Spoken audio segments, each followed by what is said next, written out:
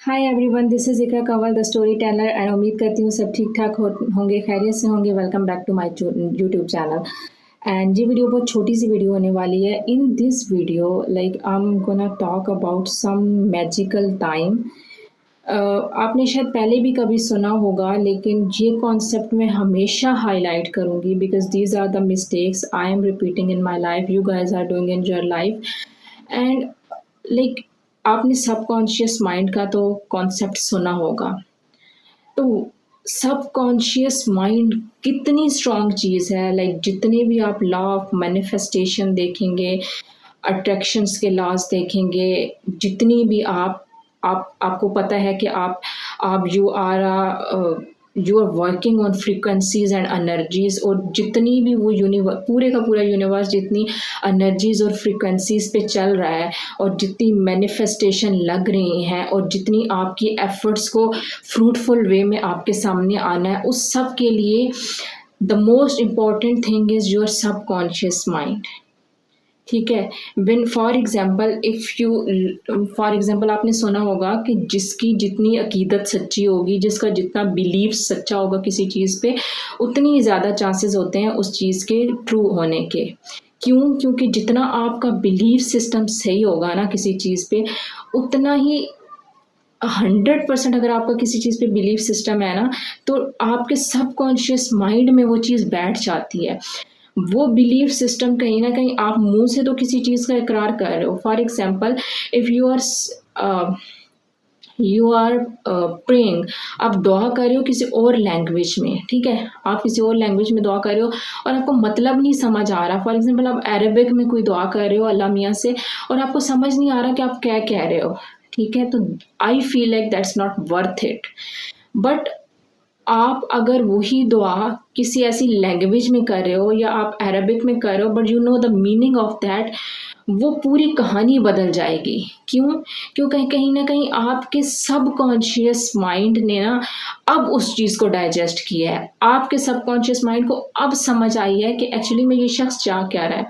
तो subconscious mindness is such a strong tool when you talk about the manifestation, and there are few times जिनमें आपका subconscious mind, अगर आप अब मेरी वीडियो से रिलेट करो और अपनी लाइफ को रिवाइंड करो और पीछे जाके आप जब सोचना शुरू करोगे, तो आपको फील होगा कि yes, she is saying the truth.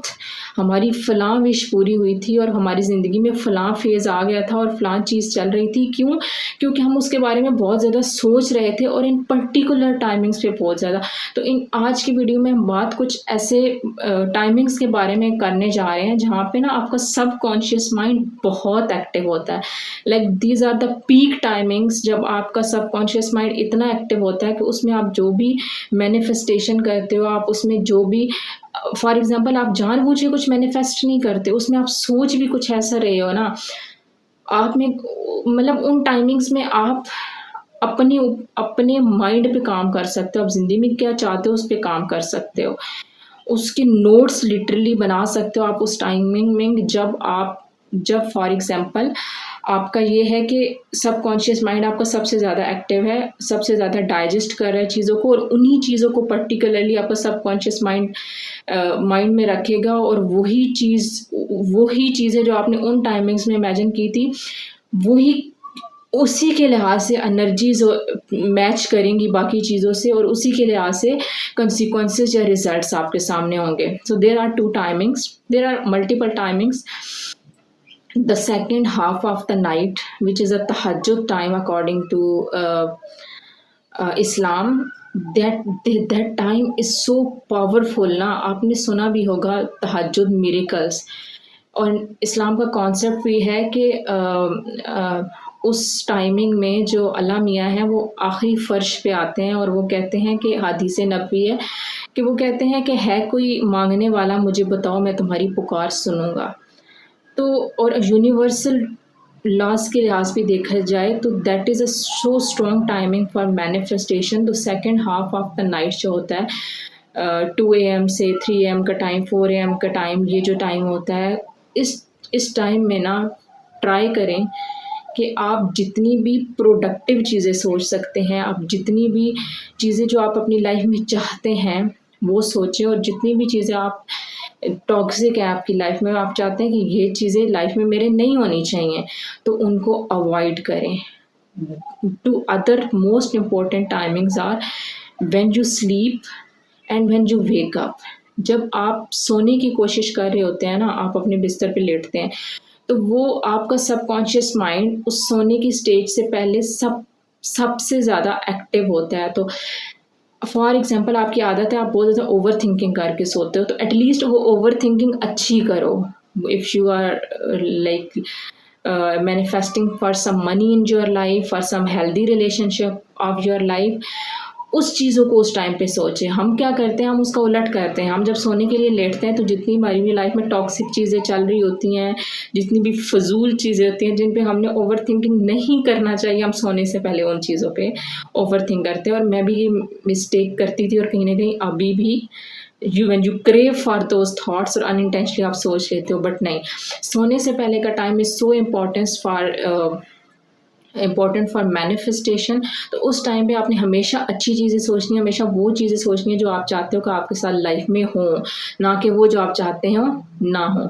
इसके अलावा व्हेन यू वेक अप, जब आप सो के उठते हो तब आपका अनकॉन्शियस माइंड सबसे ज़्यादा एक्टिव होता है, और तब आपकी मेमोरी में ना वो चीज़ें फीड हो रही होती हैं जब आप उठ के करते हो। तो मेक श्योर कि उस टाइम पे आपने सारी अच्छी चीज़ें सोचनी है, आपने लाइफ के गोल्स के बारे में सोचना है, आपने उठते साथ ही। और ये इतना वो एक आपको इस चीज़ सबकॉन्शियस माइंड आपका इतना एक्टिव क्यों होता है, आपको उसी चीज़ की एग्जांपल ऐसे देती हूँ। फॉर एग्जांपल आपकी लाइफ में कोई हार्ट ब्रेक चल रहा है, या आपकी लाइफ में कोई ऐसा टॉपिक है जो बहुत प्रोमिनेंट चल रहा है आपकी लाइफ के बाकी टॉपिक से हट के, तो क्या होगा, जैसे ही आप उठते जाओगे पहली थॉट आपके माइंड में वो आएगी। फॉर एग्जाम्पल आप एक मोमेंट के लिए उठते हो ना नींद के बीच में, आपको सबसे पहली थॉट वही आती है, वो जो गलत चल रहा है आपकी लाइफ में, बट आपने फ़ौरन से उस सोच को निगलेक्ट करना है और आपने कुछ अच्छा सोचना है। तो सोने के बाद ना जब आप उठते हैं, when ever you wake up from the sleep, चाहे वो स्लीपिंग के बीच में हो, चाहे आप जब प्रॉपर वाला उठते हैं, आपने उस टाइम पे मेक श्योर करना है और कि आपने कुछ भी ऐसा नहीं सोचना जो आप चाहते हो कि आपकी लाइफ में ना हो, कुछ टॉक्सिक नहीं सोचना। आपने हमेशा अच्छा सोचना है, अच्छी मैनिफेस्टेशन आपने सोने से पहले और जागने के बाद आपने हमेशा अच्छी अच्छी बातें सोचनी, और आपने पर्पसली अपने माइंड को अवॉइड करना है किसी भी गलत सोच को सोचने से पहले। And video is being long, एक वीडियो में हम इंशाल्लाह इस चीज़ पे भी बात कर लेंगे कि आप for example when you wake up, तो आपने कौन सी एक हेल्दी रूटीन के लिए, हेल्दी मैनिफेस्टेशन के लिए कौन सी रूटीन बनानी है कि वेकअप आप जब सो के उठते हैं तो आपने कौन से काम करने हैं, कौन से काम नहीं करने। So if you want that video to, please let me know in the comment section. And आज की वीडियो अच्छी लगी हो तो वीडियो को लाइक करें, शेयर करें, and if you are new on the channel please subscribe the channel. मिलते हैं नेक्स्ट वीडियो में, तब तक के लिए अपना ढेर सारा ख्याल रखिए। कोई फीडबैक है, कोई सजेशन है, if you want to say something, and if you want to interact with me one-on-one on Instagram, then I will mention my Instagram in the comment section, and my Instagram is @Kamal the Storyteller। तो आप one-on-one मुझसे interaction भी कर सकते हैं। मिलते हैं next video में, तब तक अपना ढेर सारा ख्याल रखिए, दुआ में याद रखिए। बाय।